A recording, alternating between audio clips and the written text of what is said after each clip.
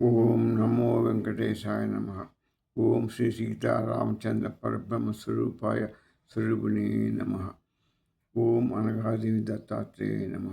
ఓం దక్షిణామూర్తే నమ. ఓం శ్రీ హయగ్రీవాచార్య నమ. ఓం సిద్ధిబుద్ధి వినాయకాయ నమ. ఓం షణ్ముఖాయ నమ. ఓం ఆదిశంకరాచార్య గురుభ్యో నమ. మనం ఈరోజు ఈ తత్వ కార్యక్రమాన్ని ముగించేస్తున్నాం, మహాముగింపు. కాబట్టి ఈ మొత్తం తాత్పర్యాన్ని మనం ఈరోజు తెలుసుకుంటున్న ఈ రోజుతోనే ఈ తత్వ కార్యక్రమం అయిపోతుంది. నెక్స్ట్ ఇంకేదైనా మనం నెక్స్ట్ కార్యక్రమాన్ని మీకు చెప్తాను.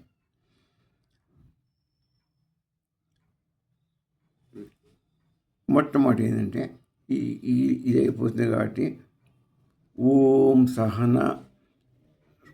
సహనావతు ఓం సహనౌ భునక్తు సహ వీర్యం కరవావహై తేజస్వినావధీతమస్తు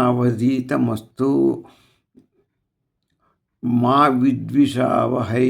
ఓం శాంతి శాంతి శాంతి. ఈ శాంతి వచ్చినారు చెప్పాను. అయితే మనం ఇంతవరకు నేర్చుకునే తత్వ కార్యక్రమం, తత్వబోధ అంటే ఆత్మజ్ఞాన కార్యక్రమం.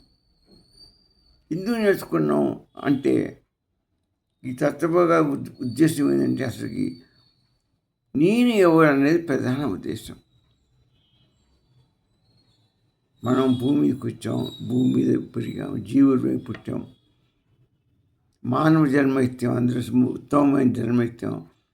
వచ్చినందుకు మనం ఏం చేయాలి, మన కర్తవ్యం ఏంటి, మన యొక్క మెయిన్ ఇదేంటి, థీమ్ ఏంటి, మన యొక్క ఫస్ట్ చేయాల్సిన ఈ మాదిన పెట్టిన మనం ఏం చేయాలి అనేది ఏంటంటే రమణ మహర్షి గారు క్లియర్గా చెప్పారు. ఏమని? నేను ఎవరిని నువ్వు ప్రశ్నించుకో, నువ్వు వచ్చింది దాని కొరికే. ఎన్నో జన్మలెత్తి కోటాను కోటి జన్మలెత్తావు, నీకు అవకాశం దొరకలేదు. ఇప్పుడు దొరికింది కాబట్టి నీకు మనసు, బుద్ధి, జ్ఞానం అన్నీ ఉన్నాయి కాబట్టి, ఆలోచించే శక్తి ఉంది కాబట్టి ఇప్పటికైనా ఆలోచించి నేను ఎవరనేది నువ్వు తెలుసుకో. దానికి మన ఆది శంకరాచార్య గురువు గారు మనకు ప్రస్థానత్రయం, నేనేమో తెలుసుకోవడానికి ప్రస్థానత్రయం అనే ఒక గ్రంథాన్ని రాసి పెట్టారు. అది తెలుసుకోవడం గురువు సులభంగా మన వేదాలు దీనికి సమాధానం చెప్తాయి. ఆ వేదాన్ని మనం సాధించలేము, చదవలేము, మనకంత జ్ఞానం లేదు, అల్పజ్ఞానం కాబట్టి మనం దాని శంకరాచార్య వాళ్ళు 3 పుస్తకాలుగా రాశారు. ఒకటి ఉపనిషత్తులు, రెండోది భగవద్గీత, మూడోది మన సూత్రాలు, బ్రహ్మసూత్రాలు.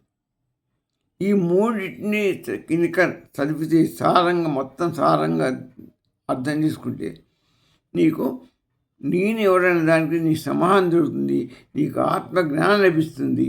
ఇప్పుడు మనం నేర్చుకున్న తత్వబోధ ఇందులోనే ఉన్నది. ఈ 3 పుస్తకాలు కష్టం కాబట్టి మన శంకరాచార్య గారు ఇంకా బ్రీఫ్గా తత్వబోధ, ఆత్మజ్ఞానం అని ఒక చిన్న గ్రంథంలాగా మనకు రాసి పెట్టారు. ఆ 3 కూడా మనం చదవలేము కాబట్టి, కష్టం కాబట్టి 3 బదులు తత్వబోధ అనే కార్యక్రమం పెట్టారు. అందులో ఈ ఆత్మజ్ఞానాన్ని మనకు అందించారు. అదే మనం ఈ 62 ఎపిసోడ్లు మనం నేర్చుకున్నాం. దాన్ని బట్టి మనకు తెలిసింది ఏంటి అంటే ఆత్మజ్ఞానాన్ని మనం బోధపరుచుకున్నాం. అదే నేను ఎవరు అనేది నేర్చుకున్నాం. నేను ఎవరు అనేది ఎట్లా మనకి ఈ బాహ్య ప్రపంచం కాదు శాశ్వతం.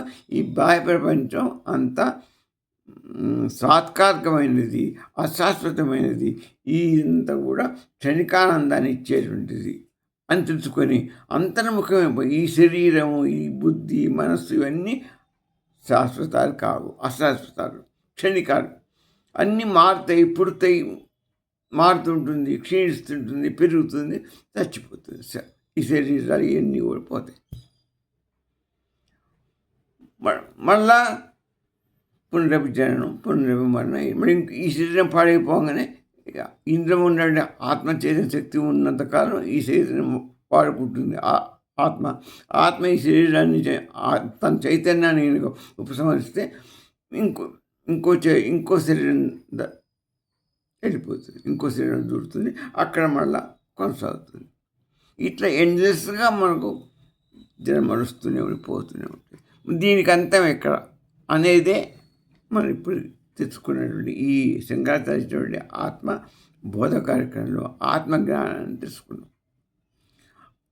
మొట్టమొదటి ఈ తత్వం మొత్తం మీద మనం ప్రయాణం చేసింది నేను మనం ఒక్కపారి గమనిస్తే మొట్టమొదట సాధన సిస్టంతో మొదలుపెట్టాం.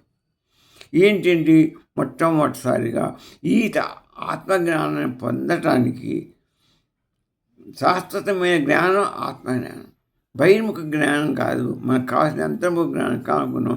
నేనేమైనా తెలుసుకోవాలంటే అంతర్ముఖంగా రమణ మహర్షి పెట్టి ప్రయాణించడం మొదలుపెట్టి మొట్టమొదట దానికి అర్హతలు ఏంటి, లోపలి ప్రయాణించి దాన్ని కనుక్కోవడానికి ప్రతిదానికి ఒక అర్హత ఉంటుంది. ఒక ఉద్యోగం చేయాలంటే ఒక అర్హత, ఇంట్లో చేస్తాడు, దాని సర్టిఫికెట్ క్వాలిఫికేషన్ సర్టిఫికెట్. మన లోపలికి మనం ఆత్మజ్ఞానం తెలుసుకోవాలంటే కొన్ని అర్హతలు ఉన్నాయి. వాళ్ళకే లోపలికి ఎంట్రెన్స్ పోగలుగుతారు, రాకపోలేరు. అంతేకాదు అర్హతలు ఉండంటే నీకు ఉద్యోగం ఇస్తారు. ఆ జాబ్కు సంబంధించిన సూటబుల్ నీకు అర్హతలు ఉండాలి. అందుకని ఫస్ట్ ఏం చేసుకున్నాం, సాధన చతుష్టయం నేర్చుకున్నాం, 4 నేర్చుకున్నాం. అవి ఏంటి, నిత్య అనిత్య వస్తు వివేకం అని, వైరాగ్యం అని, సమాధి షట్క సంపత్తి అని, ముముక్షత్వం. ఈ 4 అర్హతలతోనే మనం లోపలికి ఈ 4 అర్హతలతో మనం లోపలికి దిగాం, అంతర్ముఖంలోకి దిగాం. నేను ఎవరని తెలుసుకోవడం కొరకు లోపలికి దిగాం. తర్వాత ఇక అది మహాసముద్రం లాంటిది తెలుసుకోవడం కొరకు. అన్నీ మనకు చాలా కష్టానిష్టాలు ఎదురైనవి కూడా. ఒక సముద్రంలో దూకాం మనం, పసిఫిక్ మహాసముద్రం అంతర్లో దూకాం. లోపల ఆణిముత్యం ఉంది. ఆ ఆణిముత్యాన్ని పట్టుకోవాలంటే అంత ఈజీగా దిగాలి, అడుక్కుపోవాలి కదా. మరి పొయ్యి తేవాలంటే చాలా కష్టం. దానికి ప్రయత్నం మొదలుపెట్టి దానికి ఎడ్జిబుడ్డి సంపాదించుకొని పోయాం. తర్వాత ఏం చేసుకున్నాం, పోతుంటే స్థూల సూక్ష్మ కారణ శరీరాలు అడ్డం వచ్చినాయి, వాటి తెలుసుకున్నాం. స్థూల శరీరం ఉంటుంది, సూక్ష్మ శరీరం ఉంటుంది, కారణ శరీరం ఉంటుంది కూడా తెలుసుకున్నాం. తర్వాత పంచకోశాలు ఎదురైనవి, వాటిని గురించి కూడా పంచకోశాల గురించి కూడా సమగ్రంగా నేర్చుకున్నాం. తర్వాత అవస్థానత్రయం, 3 అవస్థలు తెలుసుకొని, జాగ్రత్త అవస్థ, స్వప్నావస్థ, సుషుప్తావస్థ. ఆ అవస్థాత్రయాన్ని కూడా నేర్చుకొని దాన్ని కూడా దాటి లోపలికి పోయాం. తర్వాత ఆత్మ అనాత్మ విచారణ కూడా నేర్చుకున్నాం. తర్వాత ఇంకా లోపలికి పోయాం. ఆత్మ అంటే ఏంటి, అనాత్మ అంటే నేర్చుకుని మనం ఈ నేను ఎవరు నేర్చుకోవడం కొరకు ఇవన్నీ నేర్చుకుంటున్నాం. దాని కొరకు సాధన కొరకు నేర్చుకొని ఇంకా లోపలికి పోయాం. పోతే ఏమైంది, మనకి 4 వేదాల నుంచి 4 మహావాక్యాలు ఎదురైనవి. ఆ 4 మహావాక్యాలు 4 వేదాల నుంచి మనం నేర్చుకున్నాం. ఒకటి తత్వం, ఇది చాలా ఇంపార్టెంట్. కాబట్టి తత్వమసి, అది సామవేద నుంచి చాందోకోపనిషత్తు నుంచి మనం సమగ్రంగా నేర్చుకున్నాం. రెండోది అహం బ్రహ్మాస్మి, ఇది యజుర్వేదం బృహదారణ్యక నుంచి మనం తెలుసుకునే దాన్ని కూడా నేర్చుకున్నాం. తర్వాత ప్రజ్ఞానం బ్రహ్మ అనే దాన్ని ఋగ్వేదం నుంచి ఐతరేయ ఉపనిషత్తు నుంచి నేర్చుకున్నాం. తర్వాత అయం లాస్ట్కి 4వ వాక్యం, 4వ యజుర్వేదం ఆయన అధర్వవేదం నుంచి అయం ఆత్మ పైన బ్రహ్మ నేర్చుకునేదంటే అయం ఆత్మ బ్రహ్మ, నేను బ్రహ్మస్వరూపాన్ని నేర్చుకున్నాం. అది మాండుక్యోపనిషత్తు. ఫస్ట్ తత్వమసి నేర్చుకున్నాం. తత్వమసి అంటే ఆ యొక్క తత్తు పరబ్రహ్మస్వరూపమే, త్వమసి నీవైనావు అంటే ఈ జీవుడై ఉన్నాడని మొట్టమొదట చాందోక్యోపనిషత్తు నుంచి మనం తెలుసుకున్నాం. తర్వాత మన ఇంత కాలం బట్టి మనం అన్ని నేర్చుకున్న బట్టి చాందో మన బృహదారణ్యకం చెప్పినటువంటి నేను అహం బ్రహ్మాస్మిని అనే విషయాన్ని కూడా తెలుసుకున్నాం. అది కూడా గ్రహించాం. అహం బ్రహ్మాస్మి. ఆ పరబ్రహ్మ స్వరూపానికి మనకు ఇందాక చెప్పిన తత్వమసికి దీనికి తేడా ఏమి లేదు. అది చెప్పింది కరెక్టే అని ఇక్కడ కూడా దాన్ని కన్ఫర్మ్ చేసుకున్నాం. తర్వాత ప్రజ్ఞానం బ్రహ్మాన్ని తెలుసుకున్నాం ఋగ్వేదం నుంచి. ప్రజ్ఞానం అంటే మంది ఈ జ్ఞానం మామూలు జ్ఞానం ఇక్కడున్న జ్ఞానం ఆత్మజ్ఞానం నేర్పుతుంది. ఈ యొక్క ఆత్మ ఈ జీవునికి చైతన్యం ప్రసాదిస్తుంది. ఈ చైతన్యం వల్లే నువ్వు అన్ని పనులు చేయగలుగుతున్నావు, అంత తిరగలుగుతున్నావు. ఈ ఆత్మే ప్రధానమైంది. ఇక్కడ నీ శరీరాన్ని అన్ని సర్వవేళ నీకు చైతన్యం ఇస్తూ సాక్షిభూతులు ఉండి ప్రకాశవంతమై దాని మార్పు లేకుండా 3 కాలంలో ఉండి నిత్యమైనది, సత్యమైనది, ముగ్ధమైనది ఆత్మనే నీ చైతన్యాన్ని నీకు ప్రకాశిస్తుంది. అదే జ్ఞానం, ఆత్మ అనుకున్నాం. ప్రజ్ఞానం అంటే పరబ్రహ్మ స్వరూపం. ఇది జ్ఞానం. ఆత్మను తెలుసుకోవడం జ్ఞానం. పరబ్రహ్మతత్వాన్ని తెలుసుకోవడం ప్రజ్ఞానం. ఆత్మతత్వాన్ని తెలుసుకోవడం ఆత్మజ్ఞానం. పరబ్రహ్మతత్వాన్ని తెలుసుకుంటే పరబ్రహ్మతత్వం పరబ్రహ్మ ప్రజ్ఞానం. పరబ్రహ్మతత్వం అంటే ప్రజ్ఞానం. అది అంత సృష్టి మొత్తానికి చైతన్యం కలిగిస్తుంది. ఈ ఆత్మ చైతన్యం మన యొక్క బాడీకి, మన యొక్క అవయవానికి, మన ఈ దీనికి మాత్రమే చైతన్యం కలిగిస్తుంది. తర్వాత ఎన్నిటి మంది మనం లాస్ట్కు మనం ఏం నేర్చుకున్నాం అంటే అయమాత్మ బ్రహ్మాన్ని మనం కన్ఫర్మ్ చేసుకున్నాం. అయమాత్మ బ్రహ్మాన్ని మనం కన్ఫర్మ్ చేసుకున్నాం. అంటే నేను బ్రహ్మస్వరూపాన్ని పైన 3 వేదాలు చెప్పినవి కరెక్టే అని ఎదరని వేదం ద్వారా మనం కన్ఫర్మ్ చేసుకున్నాం. 4వ వేదం ద్వారా మనం దాన్ని ఈ శంకరాచార్య మన గురువు బోధ వల్ల మనం దాన్ని నిర్ధారణ చేసుకున్నాం. అంటే మన ఆత్మస్వరూపం బ్రహ్మస్వరూపం ఒక్కటే. ఆత్మస్వరూపం ఈజ్ ఈక్వల్ టు బ్రహ్మస్వరూపం. కాబట్టి ఎక్కడో లేదు, పరబ్రహ్మ ఎక్కడో లేడు. మనం మోక్షం అంటే ఏమనుకుంటాం? పైకి పోవటం, ఎక్కడికో వైకుంఠం పోవటం. పరబ్రహ్మ స్వరూపం అక్కడ ఉంది. పరబ్రహ్మ నారాయణుడు అక్కడ ఉన్నాడు. కైలాసంలో శివుడు ఉన్నాడు. ఆ పరబ్రహ్మ స్వరూపుడే అన్నిటికీ మూలం. ఆ పరబ్రహ్మతత్వం ఇక్కడ లేడు, ఎక్కడో ఉన్నాడు, అక్కడికి పోవాలని తాగుతాం అనుకుంటాం. దీనివల్ల మనకు అజ్ఞానం, మనకు ఎన్నో జన్మల నుంచి అజ్ఞానం ఉంది. కాబట్టి ఆ అజ్ఞానం ద్వారా మనం అలా అనుకుని భావిస్తూనే ఈ ప్రపంచమే మనం అనుకుంటున్నాం. ఈశ్వరుడు, జీవుడు, జగత్తు ఉన్నే 3. దీని త్రిపుటి. ఇందులో ఆ ఈశ్వరుడికి, ఈ జీవుడికి చైతన్యాన్ని ఇచ్చేది మహాచైతన్య స్వరూపిణి, చిత్స్వరూపిణి. ఆమె అన్నిటికీ చైతన్యం ఇస్తుంది. అది మహాచైతన్యం. మనంటికి ఈ 3 ఒక లైన్ మీద ఉన్నాయి. ఈ 3 ఒకటే. ఒక మాట చెప్పాలంటే ఈశ్వరునికి చైతన్యం ఇచ్చేది చిత్స్వరూపిణి, జీవునికి చైతన్యం ఇచ్చేది చిత్స్వరూపిణి, ఈ సర్వ సృష్టికి జగత్తుకు ఇచ్చేది కూడా అమ్మే. మరి ఇంత అమ్మే చైతన్య స్వరూపం ఇస్తుంది. కాబట్టి ఆమె యొక్క ఇది తాము అన్నీ మనకు జ్ఞానం, అన్నీ ఆత్మజ్ఞానం ఇవన్నీ కూడా మనకు వచ్చినాయి. అయితే ఇంత తెలుసుకున్నాం. ఎంత ఆత్మజ్ఞానాన్ని మనం తెలుసుకోవడం జరిగింది. ఇప్పుడు మహావాక్యాల ద్వారా మనం ఏం చేసుకున్నాం? కన్ఫర్మ్ చేసుకుని ఏం చేసుకున్నాం? ఈ జీవుడు అంటే ఎక్కడో లేడు, మనలోనే ఉన్నాడు. మన యొక్క హృదయ గహ్వరంలో ఉన్నాడు, హృదయ ఆకాశంలో ఉన్నాడు. ఆయన చిదాకాశంలో ఉన్నా అంటాం.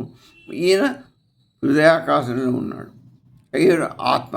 ఆయన స్వరూపమైన ఆత్మ హృదయాకాశంలో ఉంది. ఆయన చిదాకాశంలో ఉన్నాడు. ఎవరు? విరాట్ సచ్చిదానంద స్వరూపుడు, బ్రహ్మానంద స్వరూపుడు. ఆత్మస్వరూపం కూడా సత్వచిత్త స్వరూపం. ఇది కూడా ఎప్పటికీ ఆనంద స్వరూపం.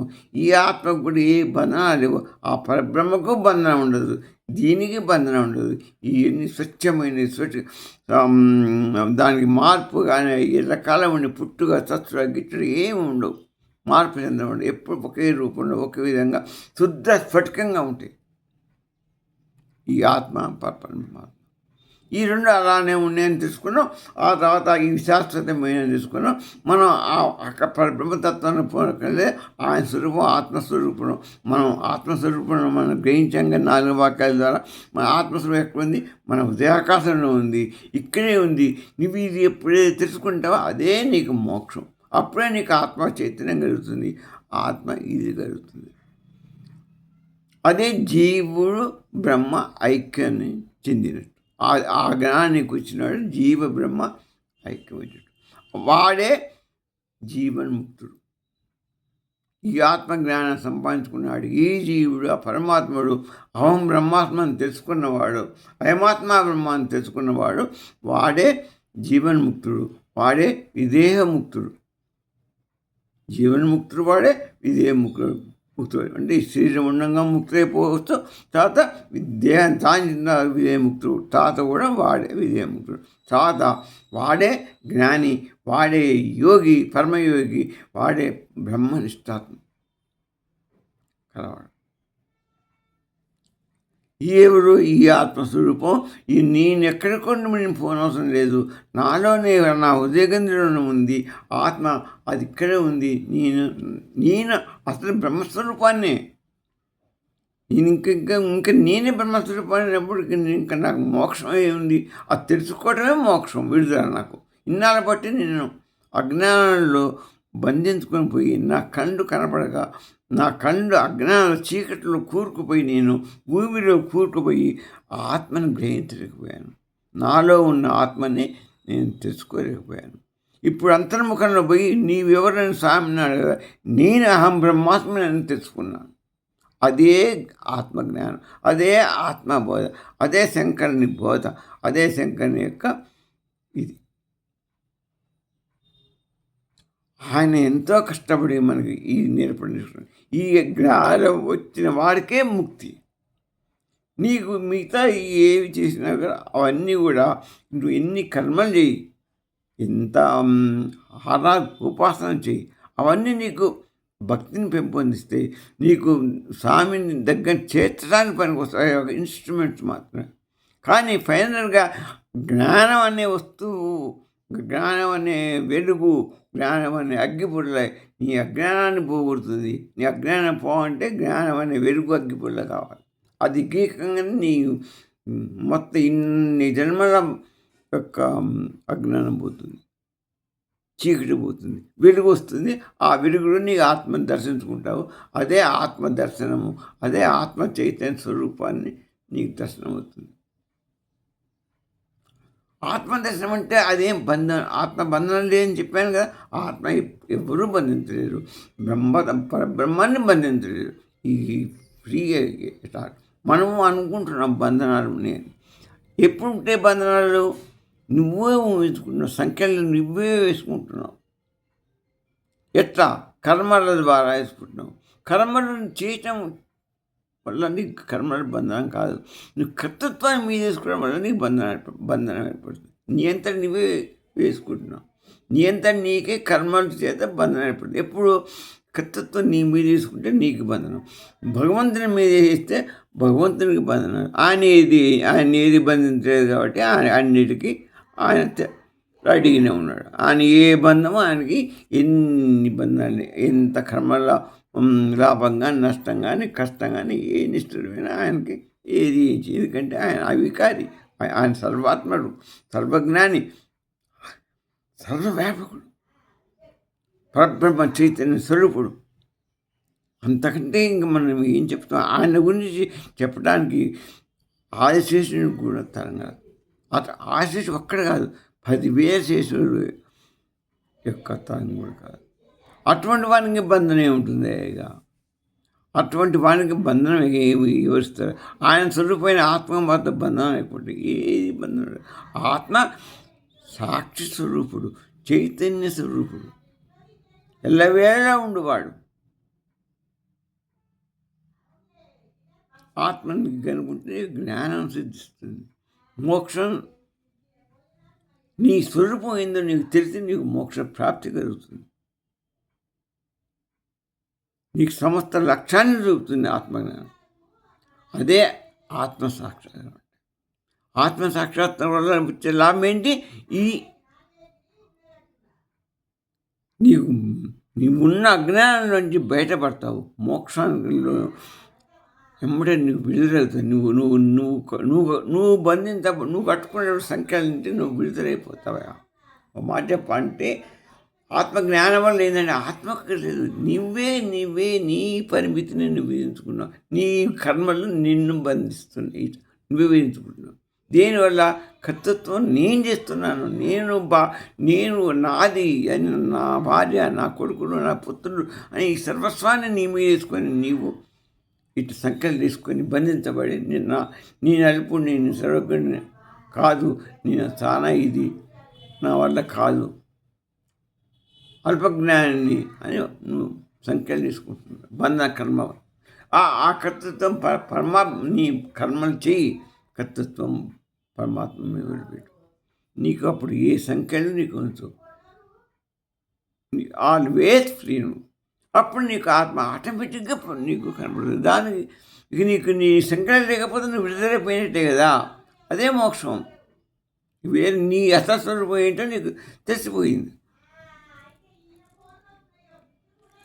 ఇక ఈ ఉపనిషత్తులు మనకు అన్నిట్లో మనం చెప్పుకున్నాం. ఏం చెప్పుకున్నాం? దీని మూలం అన్నిటికీ ఉపనిషత్తులకు ప్రధాన కారణం. అవి ఒకటి తత్వమసి మహాజ్ఞానం, అహం బ్రహ్మాస్మి రెండవది, తర్వాత ప్రజ్ఞానం బ్రహ్మ, తర్వాత అయమాత్మ బ్రహ్మతో మనం కన్ఫర్మ్ చేసుకున్నాం. మన స్వరూపం అహం బ్రహ్మాస్మి స్వరూపం అని, అయమాత్మ బ్రహ్మ అని మనం కన్ఫర్మ్ చేసుకున్నాం. అదే మోక్షం. అదే మోక్షం అంటే విడుదల. అదే పరమార్థం. అదే పరబ్రహ్మ స్వరూపంలో జ్ఞానం సంపాదించడం, ఆయనలో లీనమయ్యే ఉన్నాం. ఆయనలోనే ఉన్నాం మనం బయట ఎక్కడ లేవుగా. అయితే ఈ శంకరాచార్య గారు ఏం చెప్పారంటే, ఇదంతా నువ్వు ఇన్ని జన్మలు బట్టి నీకు ఈ రాకపోవటానికి కారణం ఏంటి? జ్ఞానం, ఆత్మజ్ఞానం ఎందుకు రావట్లేదు మనకి? ఎందుకు బాధపడుతున్నావు అంటే ఆయన ఒకటే చెప్పాడు, అధ్యాస వల్ల నీకు బంధం ఏర్పడుతుంది, అధ్యాస వల్ల నీకు జ్ఞానం కలగట్లేదు. బంధించుకొని నువ్వు నీకే బంధించుకొని కూర్చున్నావు కాబట్టి నువ్వు కదలలేకపోతున్నావు. ఏంటి అధ్యాస?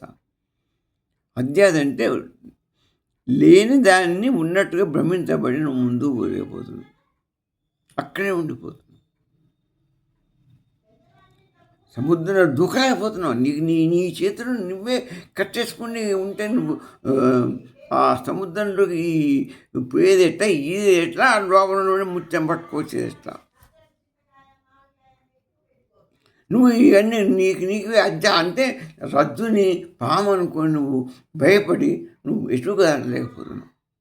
ఇక నువ్వు లోపలికి ఈ శరీరం కాదని మనం అనుకున్నావు, బాహ్య ప్రపంచం కాదు, అంతర్ముఖం అన్నాడు స్వామి నాడు. నువ్వు బంధించుకుంటే ఎట్టపోతావు? కట్లిప్పుకొని నువ్వు అంటే నువ్వు పోగలుగుతావు. దానికి ఎన్ని మార్గాలు మనం ఎత్తుకుంటూ పోతాం.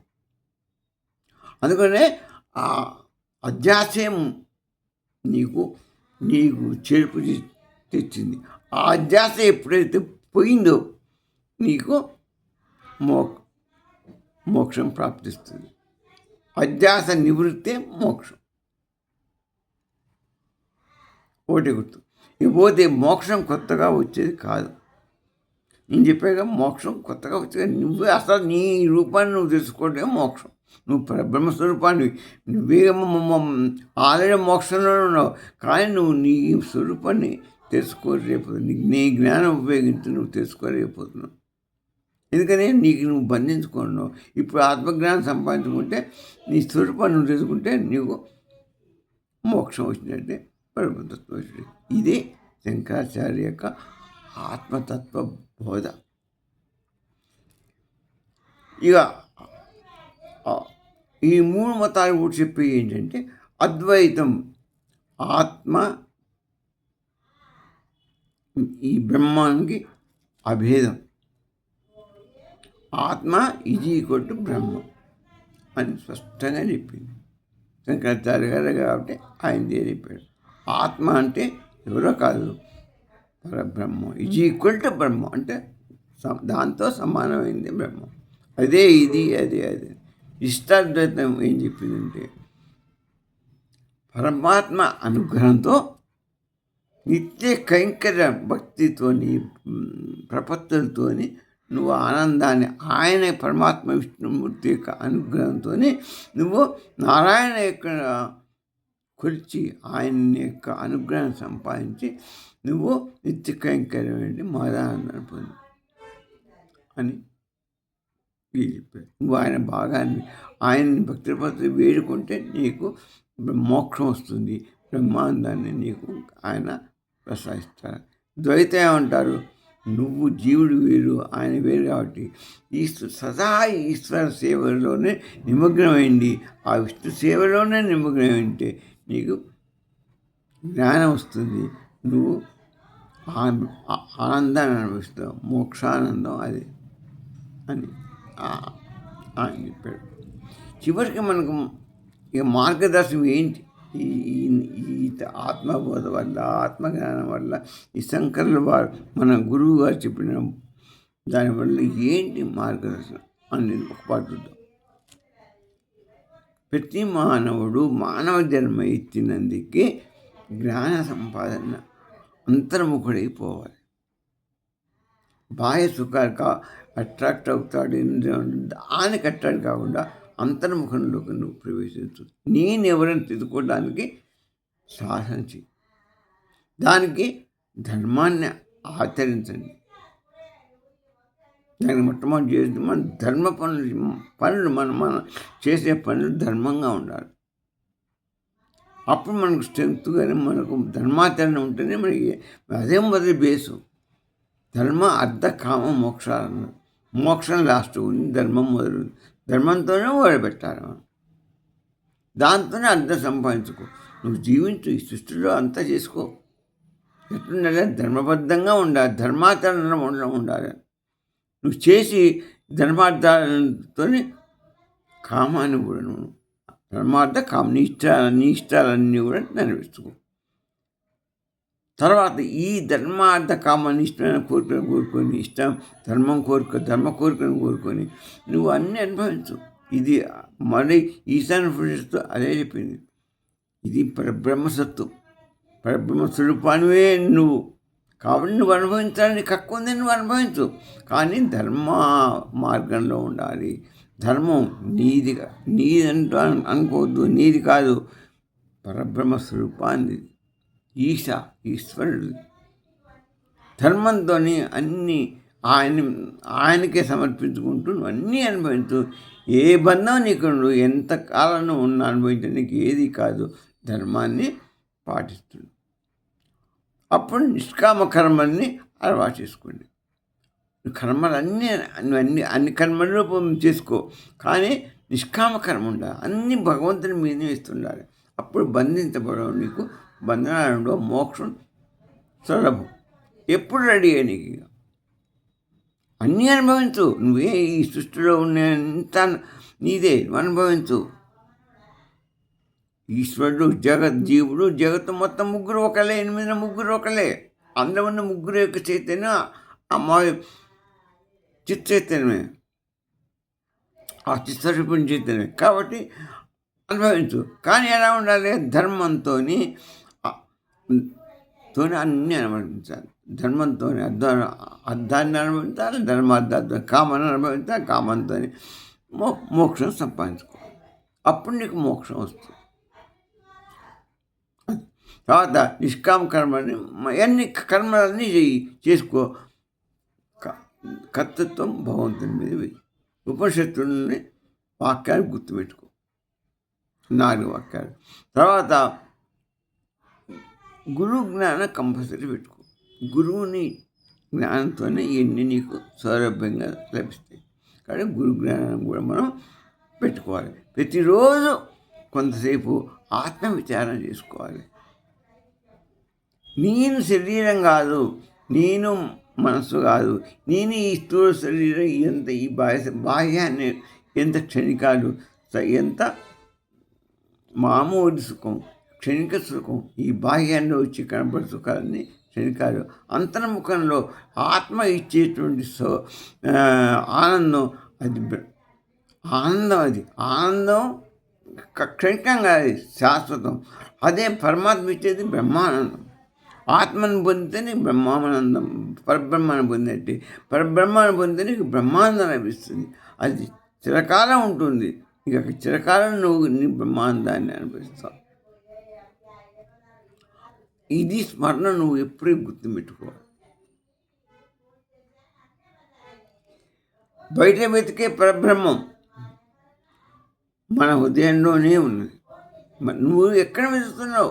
ఆ గుడికి పోయి, ఈ గుడికి పోయి, అక్కడికి పోయి, బయట పరబ్రహ్మ దేవుడు బయట ఎక్కడో గుడిలో ఉన్నాడు, అక్కడ యాత్రలో ఉన్నాడు, నదుల్లో స్థానాలు అవి ఇవి ఎక్కడెక్కడ ఉన్నాయని చేస్తున్నావు.